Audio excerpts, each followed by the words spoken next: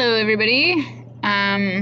Today is Thursday, the 13th, and we're getting to the end of the course. So if you check the calendar down here, you'll see the culminating is due today.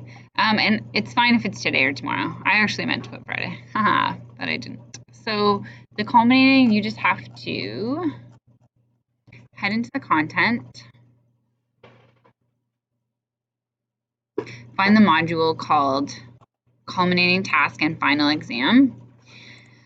And in the submodule called Culminating Assignments, you'll find the culminating task in PDF or Word, so whichever one works for you. I got a few emails just asking how to do your answers. So if you want to print it and write on it and then take pictures and submit it to the Dropbox, that's fine. Or if you have Notability on your iPad and you want to import it into there, you can do that, whatever works for you. And it's just 4 marks per question. So there's 1 question from each strand. And then just make sure you submit it to the culminating assignment Dropbox, which is a link right from this page. Then there's like a bunch of practice assignments if you want to do those for practice for the exam, and it has answers on it. Oh yeah, see, I put culminating should be handed in by Friday. So I have like a date conflict there. But anyways, if you get it in this week, that would be great. And for future reference, next week, some people are writing their exam. Most people are. So sometime between June 17th and 21st, you'll be writing your math exam. And then we have a few people writing on the 24th. So to find your final exam, there's a link to it from this page. The final exam is completed online. When you're ready to complete it, you just click on this link. And it's available between these dates. Actually, I gotta switch that. It'll be available till the 24th. But it has to be proctored. So when you click on the link, well, this is not gonna work. Sorry, let me just impersonate a student. View as a student. Okay, sorry. Redo. I'll just show you what it'll look like when you go to do the exam. So when you go to do the exam, you have to have a teacher that's proctoring your exam. And we've set it up like everybody.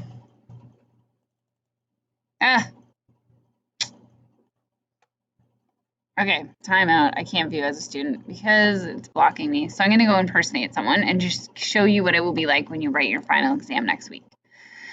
So hopefully you know who you're writing it with, like what teacher. So we've signed you up with a teacher. If you're not sure of who's helping you or who's proctoring it, then just send me an email and I can clear it up with you. Or you can ask, if you're in grade 8, you can ask your math teacher or your resource teacher. And if you're in grade 9, 10, or 11, then you can just go to the guidance office and check with them. They'll have all the information. Okay, so you go to your culminating task and final exam module. And then when you click on the final exam page and click the link, it will take you to the final exam. And it's only available between these dates, so it's not available yet. And when you try to start it, there'll be a button that says Start Quiz. When you click on that, you'll actually have to enter a password in. Okay, sorry, I just paused it and I'm not totally sure where I left off. So just to say this one more time, when you do the final exam, you'll hit a Start Quiz button and it will ask you for an exam password and your teacher will have that password. So the password's been given to all of the exam proctors. So those are just whatever teacher is going to be watching you do the exam. And that's just to make sure that you don't open any extra tabs or like start watching YouTube videos on how to do these questions. We just want to make sure that you're just using your own brain. And also you can use the formula sheet from EQAO. Those are the only 2 things you're allowed. And you can print your formula sheet if you would like to. There's a copy of it. I'll put a copy on that page, but there's also a copy right here under the review section, but I'll put one on the final exam page too, just so you know where it is. And another way to get to the final exam is through the quiz tool. So I don't know if you already knew about that, but you can go to the quiz list and it's in here somewhere, final exam.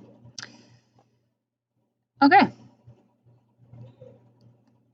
And while we're on these pages, just make sure you're caught up on everything. So head to the Dropbox, head to the quizzes, and just make sure you've submitted everything that has an assignment. If you're not really sure and you're like, oh, I don't know what I'm missing, if you just head over to the Dropbox page, it will say like 0 out of 1 or 1 out of 1 if you handed it in. And you'll see like Unit 1, oh, there was 1 thing I was supposed to hand in. Unit 2, there was 5 things or 4 things. So just make sure you've handed in everything. And I'll just show you a calendar. The final day to hand things in is June 19th. So after June 19th, I can't accept any more work. So whatever you have to do for Unit 1, 2, 3, 4, and 5 and the culminating, get all of that in by June the 19th. Then your exam is the only other thing that might be going on. So I know you're writing your exam sometime next week or the week after. And that's the only thing that can happen after June 19th. All right. So I think, well, I don't know if I'm done, but I've been trying to update everyone's mark, but there's like 46 of you and everyone hands things in at different times. So if you don't mind, could you just go to your name and see what your mark is? So like, for example, this person is missing their algebra and exponent group problems. So if you think you did it, then just send me a quick email and say, oh, miss, I think you might have missed that. And this person's also missing their interior angles assignment. So just take a look through and see what you're missing. Or the other thing that's hard to keep track of is if you did an assignment. So for example, the analytic geometry final assignment, this person got 67%. Maybe they got that mark because they missed something and then they handed it in 2 weeks later.